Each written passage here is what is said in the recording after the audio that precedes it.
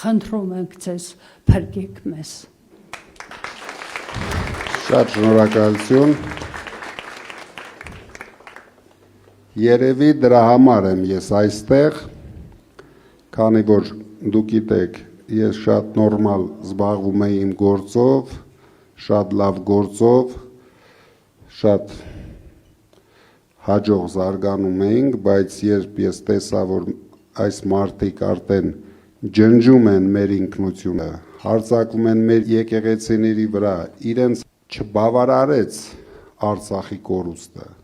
իրենք նույնիսկ չեն էլ հասկանում, դուք չեք լսում սրանց խոսույթը, սրանց համար հող, երկիր, ինքնություն, եկեղեցի բառերը շատ խորտ են։ Մենք ձեզ հետ պայքարելու ենք, մենք իրոք ուրիշ ձև չունենք, մեր ժողովուրդը ուրիշ ձև չունի, պետք է ոտքի կանգնի։ Այնպես ինչպես ոտքի կանգնեց, սխալվեց, սրան բերեց։ Ինչից հետո հիմա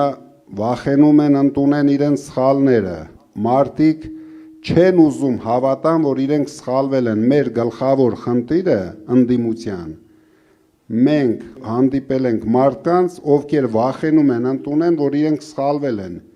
Իրենց թվում է դրանից հետո աշխարհը փուլա գալու իրենց գլխին, բայց չեն հասկանում, որ ոչ մի բան չի լինելու,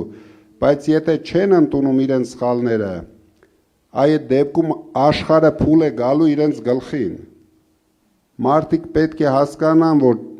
սխալ քայլ են արել, պետք է սխալը ուղղեն։ Բոլորը պետք է ուղղեն իրենց սխալները։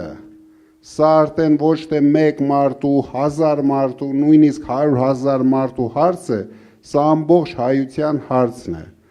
Մեր երկիրը խայտառակել են ամբողջ աշխարհում։ Ժողովուրդը, սփյուռքը նվաստացած, վախենում են նույնիսկ ասեն հայ են այդ մարդիկ։ Սրանք մի կողմում բյուջեն են լափում, մյուս կողմում տեսնում եք ինչ են լափում։ Ցույց են տալիս, թե կուկուռուզ են կրծում,